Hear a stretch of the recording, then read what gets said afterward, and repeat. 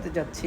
এটা হচ্ছে এই যে আম গাছটা দেখছেন, যখন সিজনের আমগুলো শেষ হয়ে যায় পরবর্তী সময়তে জুন জুলাইতে হচ্ছে আপনার আম গাছগুলোকে গ্রাফটিং করতে হয়। সরি, এটা আপনার গ্রাফটিং না, আসলে এটা হচ্ছে প্রুনিং করতে হয়।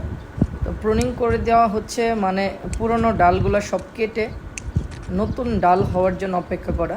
যখন আমি ডালগুলো কেটে দিব পরবর্তী সময়তে এই ডালগুলো হচ্ছে আরও নতুন করে গজাবে।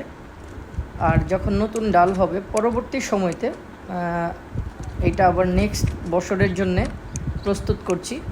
তখন গাছের ফলন বৃদ্ধি পাবে, গাছের মুকুল অনেক বেশি আসবে, গাছটা হচ্ছে গ্রোথ বাড়বে এবং ফলও অনেক বেশি ধরবে, যার কারণে পুরো গাছটাকে প্রুনিং করে দেওয়া। অনেকে আবার ভাববে যে গাছটা এইভাবে কেন কেটে ফেলছি, আসলে এটা কেটে ফেলাটা গাছের জন্যই উপকার।